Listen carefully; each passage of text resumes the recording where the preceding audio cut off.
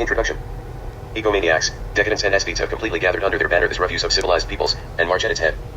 Max Nordau, Degeneration, 1895. A disconcerting discovery lies in wait for the amateur explorer of any recent literary period, its refuse. Walter de la Mare, the 1880s, 1930. The Shape of Fear focuses on the literature of horror, which, as Everett F. Blyler reminds us, emerged in a shower of different forms, with many different types of association with the supernatural in England at the turn of the century. Point one more specifically, it concerns itself with the ways in which fin de siècle horror writers created an aesthetic that functioned as a response to and as a restatement of trends in contemporary scientific theory that, taken as a whole, permitted these aesthetic aims to advance the idea that a period of cultural decline was imminent both in England and on the continent. Sir Charles Lyell's theory of uniformitarian, Charles Darwin's theories of evolutionary descent, Thomas Henry Huxley's exploration of the physical basis of life, all of these suggested that a tendency toward a state of decay and final dissolution was inherent in all things.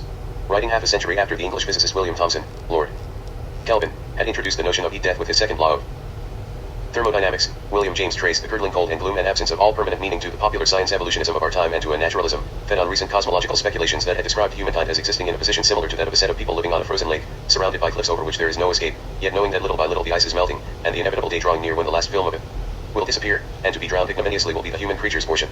Nearly a decade earlier, Huxley had made such soul-sickening prophecies, bred of the science of his day, the subject of his Prolegomena, the introductory essay written the year after he had delivered his influential 1893 Romanes lecture, Evolution and Ethics, Man may develop a worthy civilization, capable of maintaining and constantly improving itself, he announced, but only until the evolution of our globe shall have entered so far upon its downward course that the cosmic process resumes its sway, and, once more, the state of nature prevails over the surface of our planet too distilled in the alembic of a cultural consciousness tempered by an attritive sense of dislocation, futility, and alienation, fin de siècle horror literature emerging during a decade that H.G. Wells characterized as a good and stimulating period for writers of short fiction is an expression of cultural anguish, because it is the vessel into which various authors poured their most corrosive anxieties and their darkest fantasies about the true nature of reality. Point 3. The degree of interchange and commerce between individual fields of scientific inquiry in the 19th century suggests that scientists sought not only to promote their own disciplines, but also to establish what Elizabeth Knoll sees as the fundamental methodological unity of the sciences. Knoll suggests that political aims underscored rhetorical strategies, for comparative studies and approaches gave geological writers a way to make their science sound more familiar, since philology was a more established part of the scholarly curriculum, and it gave philologists a way to affirm that their field was as progressively scientific as the newer geology. For in his study of thermodynamics and social prophecy, Greg Myers also draws attention to the constant movement of commonplaces between distinct scientific discourses, focusing in particular on the example of 19th century physicists, who were unanimous in wanting to make their field approachable. Although the differences in the causes to which they applied physics may have made them seem disunified, the need to appeal for popular support for the discipline may account for some of it. Physicists' emphasis on the moral and social relevance of physics and for their use of concepts familiar from other fields to explain new concepts. 5 such exchanges were not restricted to the fields of geology and philology.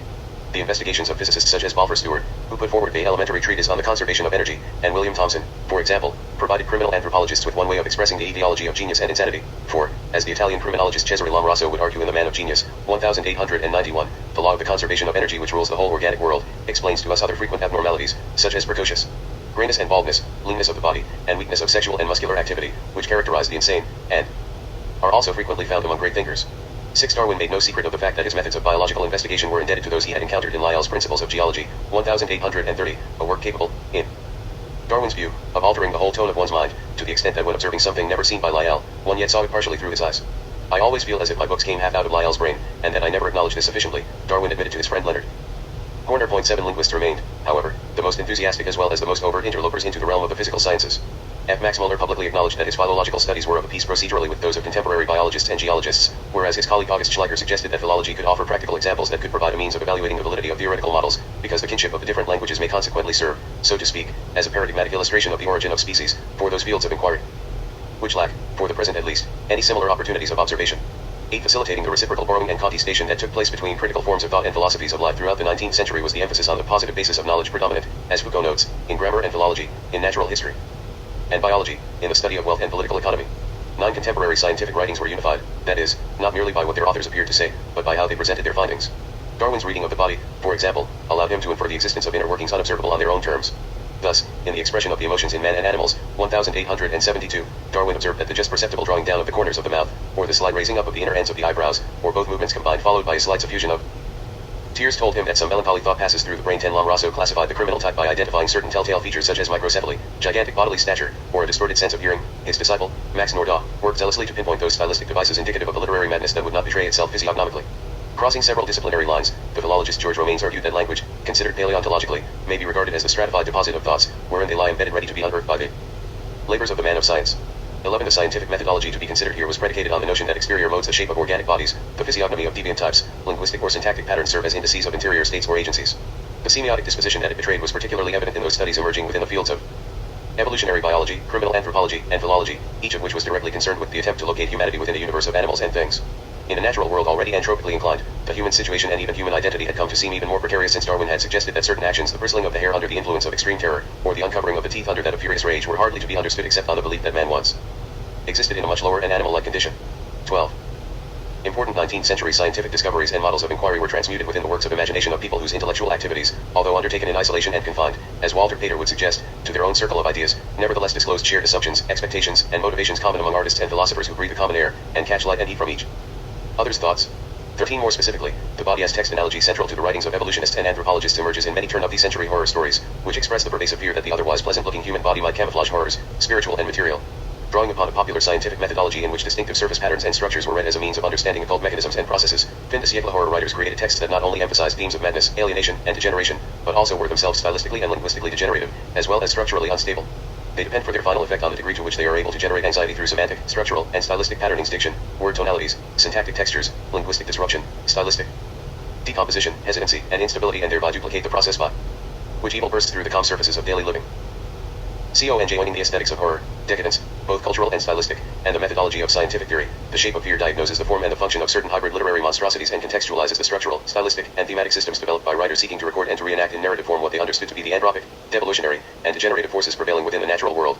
Like Terry Haller's The Delights of Terror, 1987, or Eve Kosofsky Sedgwick's The Coherence of Gothic Conventions, 1986, The Shape of Fear attempts to construct a poetic based upon underlying structural principles that engender both meaning and horror. Its primary interest, however, is to reconstruct some portion of the histoire de mentale betrayed by the defining themes and verbal patterning symptomatic of these stories, themselves woven together out of reticulated strands drawn from the graphic arts, the sciences, and pseudosciences, philosophy, aesthetics, and literature. In this way, The Shape of Fear undertakes what Richard Altick describes as an informed exercise of the historical imagination. 14. Primary emphasis is given to the literary detritus or refuse, which we might think of as hybrids or variations within a genre, that, although it has a great deal to say about the culture that produced it, has itself long suffered under what E.P. Thompson calls the enormous condescension of posterity. 15. The works of largely ignored authors such as Walter de la Mare, Vernon Lee, and Arthur Machen are here given pride of place, although the works of major authors Henry James and Joseph Conrad, for example, are also discussed. This book borrows its title from one such forgotten story.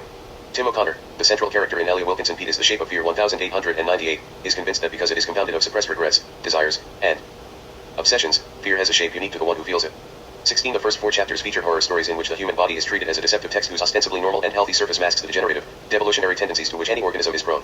These stories center on a family of protagonists, decadent gentlemen, an aborted fetus, beatific children, and beautifully preserved women.